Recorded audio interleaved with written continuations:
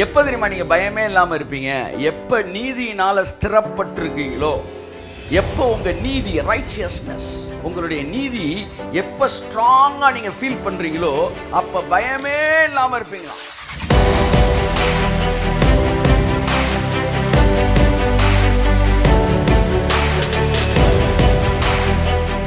இந்த தேவ நீதி இருக்கு.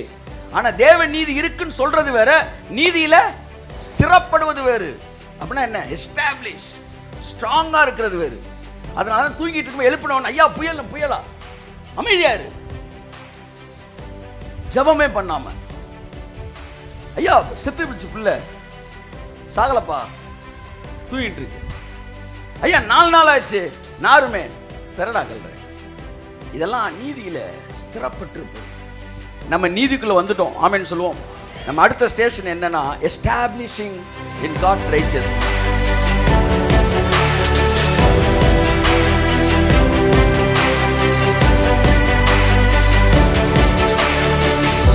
நீங்கள் நீதியினால் ஸ்திரப்படும் போது, தேவ நீதியினால் ஸ்திரப்படும் போது பயமில்லாதிருப்பீர்கள், கொடுமைக்கு தூரமாவீர்கள், திகில் உங்களை அணுகாது, அதற்கு நீங்கள் தூரமாயிருப்பீர்கள். உங்கள் வாழ்க்கை பயமே இல்லாத வாழ்க்கையா இருக்கும். You will have nothing to worry. You will have nothing to fear. That is what establishing in God's righteousness. நீ எவ்வளவு பெரிய தியாகியாரியா, என்ன நம்பலனா நீ யாரான்னு பாருங்க. நீ எவ்வளவு பெரிய பலவீனமா இரு, ஆனா அப்பான்னு என்ன நீ நம்பிட்டீல. ஆமென். தேவ நீதினா என்ன? தேவ நீதினா என்ன? எதை இழந்தோமோ அதை எடுக்கணும். அதாவது மனிதன் முதலாவது தேவன் சொன்ன வார்த்தையை நம்பல, அப்பதான் நீதி போச்சு. திரும்ப நீங்க அந்த நீதி வரணும்னா என்ன செய்யணும்? அவர் சொன்னதை அவ்வளவுதான். அதை விட்டுட்டு நான் அப்படியாக்கும் இப்படியாக்கும், வந்து என்ன மதுரையில் கூப்பிட்டாக, மன்னார்குடியில் கூப்பிட்டாக, நான் வந்து இப்படி பண்ணேன் அப்படின்னு அவர் சொல்லுவார், தம்பி இதெல்லாம் நம்மள்கிட்ட பேசாத, போயிரு. எதில் ஃபெயில் ஆன? கணக்கில் ஃபெயில் ஆனேன். கணக்கில் பாஸ் ஆகி போ. உங்கள் தாத்தன் பழத்தை சாப்பிடான்னு சொன்னப்போ நம்பாமல் கெட்டு போனான்.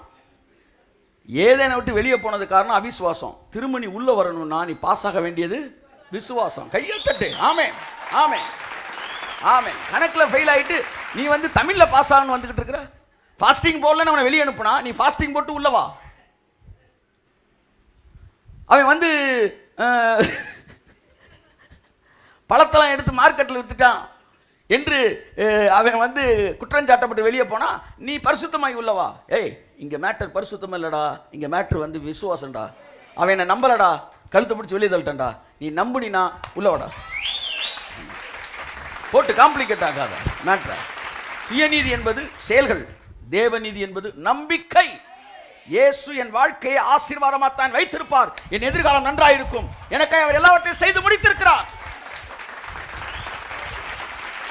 இந்த ஒரு வரியில நீங்க நீதிமானாகிறீங்க சார். ஆமென் சொல்லுவோம். இந்த 2 நீதி பேசப்படுகிறது. இந்த சுயநீதி என்றால் என்னவென்றால், மனுஷன் தான் செய்கிறத வச்சு தைரியமா இருக்கிறது. இந்த தைரியம் எல்லா நேரம் நிற்காது, அதுதான் மேட்டர். சுயநீதியில் என்ன ஒரு பெரிய ப்ராப்ளம்னா, தேவநீதியில் இருக்கிற பெரிய பெரிய விஷயங்கள் எல்லாம் சுயநீதியும் செய்யும். இன்னைக்கு ஆவியான ஒன்று சொன்னார், ரொம்ப ஒரு வித்தியாசமாக இருந்துச்சு, ஒரு ஆச்சரியமாக இருந்துச்சு. சுயநீதியை கொண்டு, அந்த சுயநீதியில் இருக்கிறவன் தேவனுடைய அனுக்கிரகத்தை பற்றி எப்படின்னா, சுயநீதியில் இருக்கிறவர்கள் வியாதியை ஈஸியாக ஹேண்டில் பண்ணுவாங்களாம். பல ஏற்பாட்டில் சாட்சி இருக்கு. வியாதிகளை கேஷுவலாக ஹேண்டில் பண்ணி சுகப்படுத்திடுவாங்க. சுயநீதியில் இருக்கிறவன் பாவர்ட்டி, வறுமையும் ஈஸியாக என்ன செஞ்சிருவான்? துரத்தி அங்கே ஆசீர்வாதத்தை கொண்டு வர முடியும். சுயநீதியில் இருக்கிறவன் டெட் பாடியை கூட டீல் பண்ண முடியும். ஆமாம், சுயநீதி நான் சொல்றது பழைய ஏற்பாட்டில் இருக்கிற நியாயப்பிரமாணத்தின் அடிப்படையில் வருகிற சுயநீதி. சீனாய் மலையில் கொடுக்கப்பட்டதை நிறைவேற்றுகிறதுனால வருகிற அந்த சுயநீதியில் நீங்கள் டீமன்ஸை ஹேண்டில் பண்ணலாம், டெட் பாடியை ஹேண்டில் பண்ணலாம், சிக்னஸ் ஹேண்டில் பண்ணலாம், பாவர்ட்டியை ஹேண்டில் பண்ணலாம். எல்லா பக்கமும் அக்சஸிங் ரொம்ப ஈஸியாக இருக்கும். ஆனால் அவனால் அக்சஸ் பண்ண முடியாத ஒரு ஏரியா எது தெரியுமா? தேவனோடு இருக்கிற உறவு. ஆமென். அந்த உறவு தேவநீதியில் கையை தட்டுவதற்கு. ஆமென். எல்லாத்தையும் பயங்கரமா ஹேண்டில் பண்ணிடுவான் சார். ஆனா ஏசுனா பிதாட்ட வரும்போது மட்டும் வா. இதுதான் சுயநீதி. இந்த சுயநீதியில் இருக்கிற பாருங்க, பிசாசை ஈஸியாக ஹேண்டில் பண்ணிடுவாங்க. ஆனா கடவுள்கிட்ட தான் என்ன செய்ய முடியாது, வர முடியாது. ஆனால் தேவ நீதி என்பது என்னை அவரின் சாயலாய் மாற்றி இருக்கிறபடினால் நான் தைரியமாய் கிட்டி சேரத்தக்க கிருபாசன தண்டை கண்டே தைரியமாக என்ன செய்கிறேன், வருகிறேன். முதலாவது தேவ நீதியின் ஆசீர்வாதம் என்ன தெரியுமா? நீங்க தைரியமா அவர் முகத்தை பார்த்து அப்பா பிதாவே என்று அழைக்கத்தக்க புத்திர சுவிகாரத்தை அவர்கள் கொடுத்திருக்கிறார். இந்த தேவ நீதி எப்படி வருகிறது என்பதை கொஞ்ச நேரம் பேசிட்டு அடுத்து இந்த நீதியை நீங்க ஏன், நீதி என்பது என்ன, நீதியினால் ஸ்திரப்படுவதனால் என்றால் என்ன என்பதை பற்றி பேச போகிறேன். முதலாவது இந்த தேவ நீதி என்ன சொன்னேன், உங்களை எப்படி மாற்றுகிறது. சுயநீதியில் இருக்கிறத விட தேவ நீதி உங்களை எவ்வளவு மாற்றுதுன்னு ஒரு சும்மா கொஞ்ச நேரம் பேசிட்டு அடுத்து நீதி என்றால் என்ன, நீதியில் ஸ்திரப்படுவது என்றால் என்ன. இயேசு கிறிஸ்து நீதியில் ஸ்திரப்பட்டிருந்தார். இன்னைக்கு நம்ம தேவ நீதியை வாங்கியிருந்தாலும் தேவ நீதியில் என்ன ஆகலை, ஸ்திரப்படலை. அதான் மேட்டர். என்ற தேவ நீதி இருக்கு, ஆனால் தேவ நீதி இருக்குன்னு சொல்றது வேற, நீதியில் ஸ்திரப்படுவது வேறு. அப்படின்னா என்ன, எஸ்டாப்ளிஷ் ஸ்ட்ராங்காக இருக்கிறது வேறு. அதனால தான் தூங்கிட்டு இருக்கும்போது எழுப்பினவன் ஐயா புயலா அமைதியாரு, ஜபமே பண்ணாம ஐயா செத்து பிடிச்சு பிள்ளை சாகலப்பா தூங்கிட்டு இருக்கு, ஐயா 4 நாள் ஆச்சு நாருமே திரடா கல்றேன். இதெல்லாம் நீதியில் ஸ்திரப்பட்டிருப்பது. நம்ம நீதிக்குள்ளே வந்துட்டோம், ஆமேன்னு சொல்லுவோம். நம்ம அடுத்த ஸ்டேஷன் என்னன்னா எஸ்டாப்ளிஷிங் இன் காட்ஸ் ரைச்சியஸ்னஸ், ஆமேன்னு சொல்லுவோம். என் அன்புக்குரியவர்களே, how to be an established person in God's righteousness என்று அடுத்து பார்ப்போம். ஏனென்றால் வேதம் நம்ம எப்படி கொண்டு வரலாம். முதல்ல பேதுரு 5ஆம் அதிகாரம் 10ஆம் வசனம் சொல்லுகிறது, அவர்தாமே உங்களை சீர்படுத்தி அடுத்து ஸ்திரப்படுத்தி. நம்ம சீர்படுத்தப்பட்டோம், சுயநீதிக்கு போல தேவநீதிக்கு வந்துட்டோம். சீர்படுத்தி அடுத்து ஸ்திரப்படுத்தி பலப்படுத்தி நிலை நிறுத்துவாராக. இந்த ஸ்திரப்படுத்தல் படுதல் அடுத்த ஸ்டேஷன். நம்ம சீர்படுத்தப்பட்டோம், சுயநீதியை விட்டுட்டோம், தேவநீதிக்கு வந்துட்டோம். இப்ப ஸ்திரப்படுத்தப்படுவது அடுத்த ஸ்டேஷன். என் அன்புக்குரியவர்களே, எப்ப இந்த தேவநீதி எனக்குள்ள என்ன செய்து நீங்க கண்டுபிடிச்சிட்டீங்களோ அப்ப இந்த நீதியில நீங்க ஸ்திரப்பட ஆரம்பிச்சிருவீங்க. இந்த தேவநீதி எனக்குள்ள எப்படி வருகிறது, நான் நீதியை செய்கிறதினால் வரவில்லை. தேவநீதி நான் நீதி செய்கிறதுனால் வருகிறது இல்லை. கர்த்தர் சொன்னாரு, நான் எப்படி பாவியானே அப்படின்னு கேட்டார். நான் சொன்னேன், ஆண்டவரே நீ யாரு? நான் தேவனுடைய பிள்ளை. தேவனுடைய பிள்ளை ஆகிறதுக்கு நீ என்ன செஞ்ச?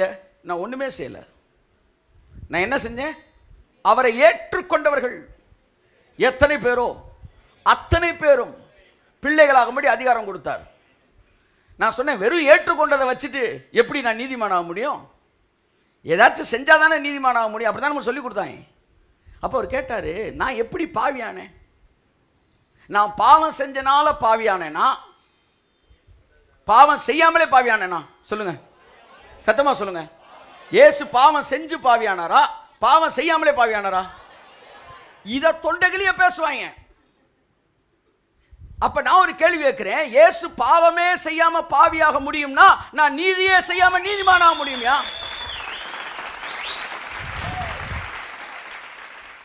இயேசு பாவமானார், ஆனால் பாவம் செய்யவில்லை. அதே ப்ராசஸ்ல நான் நீதிமானாகிறேன், நான் நீதி செய்யவில்லை. சரி, இயேசு எப்படி பாவியானார்?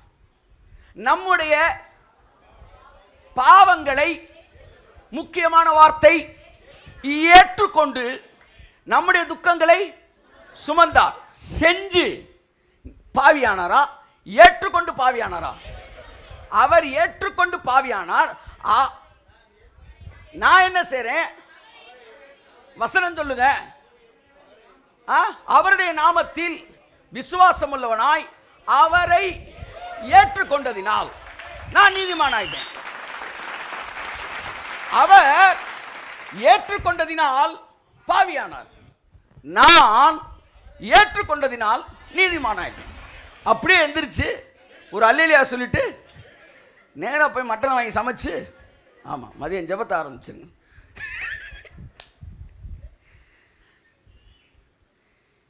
இயேசு பாவியானதுக்கு காரணம் என் பாவங்களை ஏற்றுக்கொண்டது. அதை நாம் ஏற்றுக்கிறோம். அப்ப நான் நீதிமானவருக்கு நான் ஒன்றும் செய்ய வேண்டியதில்லை, நான் அவரை ஏற்றுக்கொள்கிறேன். ஸோ என் பாவத்தை ஏற்றுக்கிட்டனால அந்த பாவம் அவர்கிட்ட வந்து அவரை இவ்வளவு மாற்றும்னா, அவரை நான் ஏற்றுக்கிட்டனால அந்த நீதி எனக்குள்ள வந்து என்னை எவ்வளவா மாற்றும்? எவ்வளவா மாற்றிருக்கு? அவரை என்ன போல மாற்றினது உண்மைனா, என்ன அவரை போல் மாற்றுவது உண்மை. ஆமென். ஸோ தேவனுடைய நீதி, என்னுடைய பாவம் ஒரே பேரான தேவகுமாரனை என்ன மாதிரியே மாத்திருச்சு. இருக்கீங்களா? ஆமென் சொல்லுங்க. ஆமென். என்னுடைய பாவம் அவரை பாவியாக்கியது. யார மாதிரி பாவியாக்குச்சு? என்னை போலவே பாவியாக்குச்சு. அதனால சிலுவையிலே இயேசு அறையப்படவில்லை, நான் தான் அறையப்பட்டேன். பவுல் சொல்றாரு. அப்ப எங்கள் நான் என்ன சொல்றேன்னா, சிலுவையில் என் பாவம் அவரை என்ன மாதிரி மாற்றும்னா, இங்கே அவர் நீதி என்ன அவரை போலவே மாற்றிருக்கு. சிலுவையில் இயேசு தொங்கும்போது சாத்தான் தைரியமாக அவர் கிட்ட வந்த காரணம், அங்கே அவர் இல்லை, நான் தான் அங்கே இருந்தேன். இந்த பூமியில் சிலுவையில் வந்து பிசாசு அங்கே ஏன் அவ்வளோ தைரியமாக அவர் மேலே கை வச்சான்னா, அங்கே அவரை பார்க்கல, என்னத்தான் பார்த்தான். ஆனால் இங்கே பிசாசு ஏன் என்னை பார்த்து நடுங்கிறானா, இங்கே அவன் என்ன பார்க்கல, அவரை தான் பார்க்குறான். பரலோகம் என் ஜெபத்திற்கு ஆமென் சொல்வதற்கு காரணம், பரலோகம் என்னை பார்க்கவில்லை, பரலோகம் என்னில் அவரை பார்க்கிறது. வியாதிக்கு முன்பாக நான் ஜெபிக்கும் போது வியாதி மறைகிறது என்றால், வியாதி என்னை பார்க்கவில்லை, எனக்குள் இருக்கிற அவரை பார்க்கிறது. இங்கே எனக்குள் அல்ல, நானே அவராய் நிற்கிறேன்.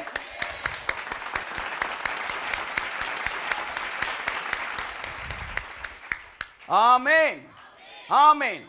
அதான் பைபிள் சொல்லுது, நம்மை தம்முடைய குமாரனுடைய சாயலுக்கு ஒப்பாய் இருக்கும்படி முன்குறித்திருக்கிறார். எங்க இருக்கு? ரோமர் 8, ரோமர் 8:29. தம்முடைய குமாரன் அநேக சகோதரருக்குள்ளே முதற் பேரானவராய் இருக்கும் பொருட்டு தேவன் எவர்களை முன் அறிந்தாரோ அவர்களை தமது குமாரனுடைய சாயலுக்கு ஒப்பாய் இருப்பதற்கு இங்க பாருங்க, குமாரனுடைய நம்மளை எதுக்கு முன்குறிச்சிருக்கிறார்? சொல்லுங்களேன், கொஞ்சம் சொல்லுங்களேன். உங்களை முன்குறிச்சிட்டாராம். என் பிள்ளை இவனெல்லாம் வந்து நான் முன்குறிச்சிட்டேன். எதுக்கு முன்குறிச்சாராம்? தன்னுடைய குமாரனுடைய சாயலுக்கு ஈக்குவலா நான் நிக்கணும். இதுக்குத்தான் அவர் இந்த மிஷனே ஆரம்பிச்சாரு. ஒரு பெரிய மிஷன் இந்த பூமியில அவர் பிளான் பண்ணது காரணம் என்னன்னா, என்ன சார், இயேசுவை இந்த பூமிக்கு நீங்கள் அனுப்புவதற்கு காரணம் என்ன? What is the purpose of crucifixion கேட்டா, என் பிள்ளைன்னா உங்களை என்னன்னு சொல்றாரு, ஜஸ்டின என் பிள்ளைய என் குமாரனை போலவே மாற்றுவதுதான் இந்த ஆபரேஷனுடைய, இந்த மிஷனுடைய நோக்கம். The mission is crucifixion. The vision is the image of the Son of God. The image of the Son of God. தேவ குமாரனுடைய சாயல். இப்ப நல்லா பாருங்க, என்னுடைய பாவம் அவரை என்னை போல் மாற்றும் என்றால், அவருடைய நீதி என்னை அவரை போல் மாற்றி இருக்கிறது என்பதுதான் உண்மை.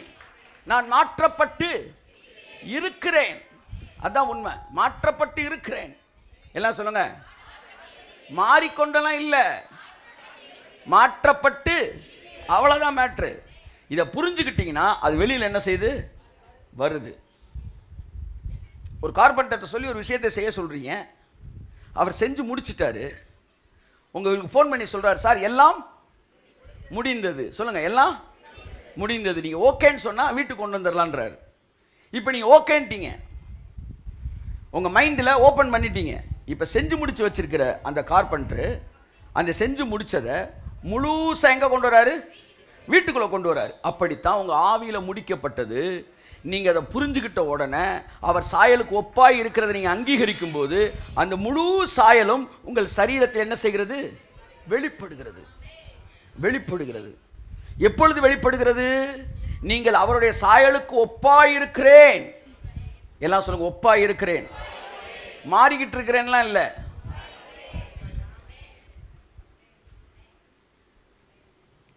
இல்லை இல்லையா சொல்லுங்க. அவர்கிட்ட இருக்கிற எல்லாமே உங்கள்கிட்ட இருக்குங்க. அவர்கிட்ட இருக்கிற எல்லாமே உங்கள்கிட்ட இருக்கு. ஆமேன். ஒரு குழந்தை பிறக்கும்போது எப்படி பிறக்குது சொல்லுங்க? பிறந்துருச்சு குழந்தை. பிறந்த குழந்தை வளருமா வளராதா? அப்போ எப்படி வளரும்? பிறந்த உடனே குழந்தை வந்து வெறும் 2 கை 2 காது மட்டும் இருந்துட்டு, அடுத்து 1 மாதம் கழித்து கண், அடுத்து 1 மாதம் கழித்து வாய், இப்படி வருதா பிறந்த குழந்தை? எல்லாமே அந்த கம்ப்ளீட் பிக்சரோட தான் வெளியே வருது. வெளியே வந்தது எல்லாமே வளருது. உங்களுக்குள்ள முழு கிறிஸ்துவின் சாயல் வந்து விட்டது. அந்த சாயல், முழு சாயல் தான் நீங்கள் எவ்வளவு புரிந்து கொள்கிறீர்களோ அவ்வளவாய் வெளிப்படுகிறது. நீங்கள் மறுபடி உங்களை நீங்களே பார்த்துக்கிட்டு இருந்தீங்கன்னா நீங்கள் அந்த தேவ சாயலை வெளிப்படுத்த முடியாது. முதலாவது உங்களை வேதத்தின் அடிப்படையில் பார்க்கும்போது, அவர் பாவம் செய்யாமல் அவர் பாவியானது உண்மை என்றால், அவர் பாவம் செய்யாமல் அவர் பாவியானது உண்மை என்றால், நான் நீதி செய்யாமல் நான் நீதிமான் ஆயிருப்பது உண்மை என்பதை நான் புரிந்து கொள்ளும்போது, நான் நீதி செய்ய தேவையில்லை. நான் விசுவாசிக்கும் போது நான் அவருக்கு ஒப்பாக மாறி இருக்கிறேன். அதனால தான் நீங்கள் உங்களை புரிஞ்சுக்கலாட்டினா கூட பிசாசுக்கு உங்களை பார்த்தோன்னே என்ன வருது? ஒரு பயம் வருது. இப்போ இந்த நீதி இருக்குது. இந்த நீதியில் ஸ்திரப்படுவதுன்னா என்னென்னா, நீங்கள் எந்த அளவுக்கு அந்த நீதி உங்களை மாற்றி இருக்குன்றதை புரிஞ்சுக்கிட்டீங்கன்னா, புரிஞ்சுக்க உங்கள் நீதியில் நீங்கள் ஸ்ட்ராங் ஆகுறீங்க. ஆமென் சொல்லுவோம். The more you understand God's righteousness, the more you are established in God's righteousness. ஆக இன்னையிலேருந்து நீங்கள் போங்க, நான் நீதிமானாக இருக்கிறேன் என்கிற எண்ணத்திலே ரொம்ப ஸ்ட்ராங்காக எஸ்டாப்ளிஷ் ஆகுங்க. நீதிமானாக இருக்கிறேன்றதுல எஸ்டாப்ளிஷ் ஆகுங்க. உங்களுக்கு முன்னாடி வியாதிகள் பயந்து ஓடுதா இல்லையான்னு பாருங்கள். நான் நீதிமான் என்கிறதில் நீங்கள் எஸ்டாப்ளிஷ் ஆகுங்க. உங்களுக்கு முன்பாக இருக்கிற காரியங்கள் மாறுகிறதா இல்லையா என்பதை பாருங்கள். தேவன் உங்களுக்காக என்ன செய்வார்? யுத்தம் செய்வார். அதான் லீடர்ஸ் மீட்டில் நான் சொன்னேன், தேவன் ஒரு ஊழியத்திற்கு வாக்குத்தத்தங்களை கொடுக்கும்போது, இந்த ஊழியக்காரனோ இந்த ஊழியமோ இந்த மாதிரிலாம் இருந்தால் இந்த வாக்குத்தத்தம் நிறைவேறும் என்கிற அடிப்படையில் அவர் தரவே இல்லை. அவர் எந்த அடிப்படையில் தராராம்? இந்த வாக்குத்தத்தம் நிறைவேறுவதற்கு எது கரையமாய் கொடுக்கப்பட வேண்டுமோ அதை இவனுக்கு பதிலாக ஏன் குமாரனாகிய இயேசு சிலுவையிலே கொடுத்து முடித்து விடுவார். ஆகவே அவர் பெயரிலே இந்த வாக்குத்தத்தத்தை இவன் பெயரிலே நிறைவேற்றுவோம் என்று தான் அந்த வாக்குத்தத்தத்தை தராராம். அதனால வசனம் சொல்லுது, எப்படி வருது வசனம்? என்ன சொல்லுது? கிறிஸ்துவை முன்னிட்டு முன் உறுதி பண்ணப்பட்ட வாக்குத்தத்தத்தை, கிறிஸ்துவை முன்னிட்டு தேவனால் முன் உறுதி பண்ணப்பட்ட உடன்படிக்கையை. இங்க பாருங்க, நம்ம எல்லாருக்கும் தேவன் வாக்குத்தத்தத்தை கொடுத்தாருன்னா உங்களை முன்னிட்டு கொடுக்கல. பக்கத்தில் பார்த்து சொல்லுங்க, உங்களை ஒரு ஆளாவே அவரு மதிக்காமலா குமாரனை கொடுத்தாருன்னா உங்களை வந்து அவரு மதிக்கிறாரு. ஆனா உங்க நீதி அவர் என்ன செய்யல? மதிக்கல. பைபிள் சொல்லுது, பூமியில எவனையுமே நம்பி எந்த வேலையுமே அவர் பார்க்க மாட்டாராம். நிறைய பேர் சொல்லிட்டு இருக்கிறாங்க வந்து வந்து கடவுள் நம்மளை, அதான் யோவான்ல அந்த அந்த அந்த வசனம் இருக்குமே, யோவான் 2:24 வாசிங்க. அப்படி இருந்தும் இயேசு எல்லாரையும் அறிந்திருந்தபடியால் அவர்களை நம்பி இணங்கவில்லை. உன்னெல்லாம் நம்புனா விளங்குமான்ற கருத்து. எப்படி சொல்லு? இயேசு எல்லாரையும் எல்லாம் சொல்ல. இயேசு புருவத்தை உயர்த்தி சொல்லணும், எல்லாரையும் அறிந்திருந்தபடினா. ஒரு அம்மா இன்னைக்கு ஒரு ஊழியக்காரனை எங்கேயோ போட்டு தாக்கிட்டாங்க போல.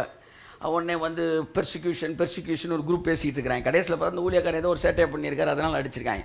உடனே இந்த அம்மா ரொம்ப உணர்ச்சி வசப்பட்டு எல்லாரும் நம்புங்க, அந்த ஊழியக்காரன் தவறு செய்தான், ஆகையால் தான் அந்த பிரச்சனை, ஆகையால் இப்போ சொல்லாட்டி என்ன? ஏன் பெலிஸ்தியன் வந்து சவுல் விழுந்ததை நீ போய் பெலிஸ்தியன்ட்ட கூவி சொல்லிட்டு இருக்கிற? இல்லை எங்கேயும் ஒரு இடத்துல பாதிப்பு இருக்கும், அது வேற விஷயம். என்னன்னா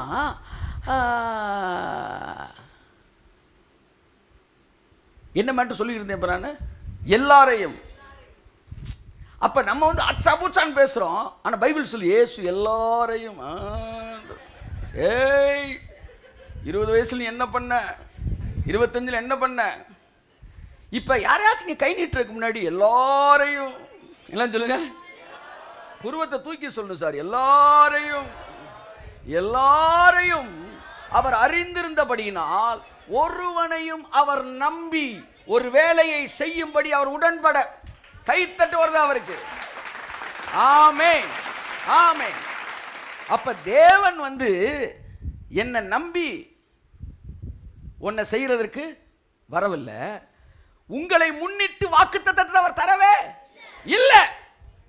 வாக்குத்தத்தங்கள் நிறைவேறுவதற்கு உங்களை அவர் நம்பவில்லை. பைபிள் சொல்லுகிறது. திரும்ப வசனம் முதல்ல வாசிமா, வசனத்தை இடத்த சொல்லி வாசி. கலாத்தியர் 3:17. கலாத்தியர் 3:17 வாசிப்போம். ஆதலால் நான் சொல்லுகிறது என்னவெனில் கிறிஸ்துவை முன்னிட்டு முன் உறுதி பண்ணப்பட்ட வாக்குத்தத்தம், அதாவது உடன்படிக்கை. இயேசுவை முன்னிட்டு உறுதி பண்ணிட்டாராம். இந்த வாக்குத்தத்தம் ஜஸ்டினுடைய ஊழியத்தில் நிறைவேறுண்டா. என்ன நம்பினா உறுதியா சொல்ல முடியுமா? முடியாது. ஏன்னா அவருக்கு எல்லாம் தெரியும். நேற்றைய நாள பேசுறீங்களா? அதுக்கு நான் கேட்டேன் அந்த அம்மாட்ட வந்து, ஏமா நீங்க ஆர் யூ பர்ஃபெக்ட் அப்படின்னு கேட்டேன். I am perfect. அடுத்த கேள்வி கேட்டேன், பர்ஃபெக்ட்னு சொல்லலை, ஐ எம் நாட் பர்ஃபெக்ட். ரெண்டையும் நறுக்குன்னு மண்டையில் கூட்டிடுவேன். You are not perfect. அப்படியே இவ்வளோ சவுண்டு. நான் என் பிள்ளைகளை நல்லா வளர்த்துருக்கிறேன். உன் பிள்ளைகள் நேற்று வரை பரிசுத்தவான்கள், நாளைக்கு பரிசுத்தவான் நீ சொல்ல முடியுமா? இன்றைக்கு தேவனுடைய பிள்ளைகளாக இருக்கும், நாளைக்கு எப்படி இருப்போம் என்பதை அறியோம் என்று யோவான் சொல்றான். நான் கேட்கிறேன், நீ சொல்ல முடியுமா? நான் பைபிள் சொல்ல கட்டப்பட்டு இருக்கிறவர்களோட கட்டப்பட்டவராய் நினைத்து நாமும் மாம்சத்தில் இருக்கிறோம் என்பதை நினைவு கூர்ந்து. இதெல்லாம் யாருக்கு எழுதப்பட்ட? சிறந்த பெருமையா பேசுறவனுக்கான எழுதப்பட்ட வார்த்தைகள். என் அன்புக்குரியவர்களே, தேவன் வாக்குத்தத்தத்தை கொடுக்கும்போது, உடன்படிக்கை பண்ணும்போது உங்களை நம்பி பண்ணல. கை தட்டுங்க வருது அவருக்கு. நல்ல வேலை என்ன நம்பலன்னு சொல்லுங்க. யார் நல்ல வேலை? உங்களுக்கு நல்ல வேலை. நிறைய பேர் சொல்றாங்க, ஏன் வாக்குத்தத்தம் நிறைவேற மாட்டேன், நீ இப்படி இல்லை அப்படி இல்லை. இது தெரிஞ்ச கதை தானே சார். உங்க எல்லாரையும் கூப்பிட்டு வாக்குத்தத்தத்தை கொடுத்துட்டு வருஷம் ஃபுல்லாக பரிசுத்தமாக வாழ்ந்துருங்க, இந்த வாக்குத்தத்தம் நிறைவேறுன்னு சொல்லி அனுப்புனா, அதுக்கு இப்படி சொல்லலாம், உனக்கு வாக்குத்தத்தமே இல்லை, வீட்டுக்கு போயிரு. இது ரெண்டுமே ஒன்று தான். உனக்கு 10,000 ரூபா கொடுத்துட்றேன், இந்த கடலை தாண்டிருன்றதுக்கு 10,000 ரூபா இல்லைன்னு சொல்லியிருக்கலாம். அப்போ வாக்குத்தத்தம் கொடுக்கும்போது மனிதனை நம்பி, மனிதனை முன்னிட்டு அவர் தரலையாம். கிறிஸ்துவை முன்னிட்டு, கையை தட்டுங்க, கிறிஸ்துவை முன்னிட்டு முன் உறுதி பண்ணப்பட்ட உடன்படிக்கையை 430 வருஷத்திற்கு பின், அதுக்கப்புறம் 430 வருஷத்துக்கு அப்புறம் தான் உண்டான நியாய பிரமாணமானது. இதை செய்யி, அதை செய்யாத, அதை செஞ்சா அது விழுகும், இதை செஞ்சா இது விழுகும். இதெல்லாம் எப்போ வந்துச்சு? இந்த எடிஷன் எப்போ வந்து அதோட சேர்ந்துச்சு? இந்த இந்த பேஜஸ் எப்போ சேர்ந்துச்சு? 430 வருஷத்துக்கு பின்னாடி வந்து do and do not cannot nullify the promise which was already established in the name of Jesus. இயேசுவை முன்னிட்டு உறுதி பண்ணப்பட்ட வாக்குத்தத்தம். என்னுடைய செயல்களின் அடிப்படையிலே இந்த ஊழியத்துக்கு தேவன் வாக்குத்தத்தங்களை தரல.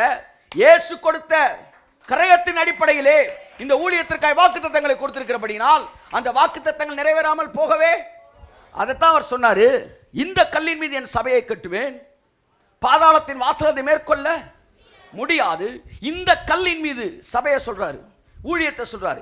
இந்த கல்லின் மீது மோதுகிறவர்கள்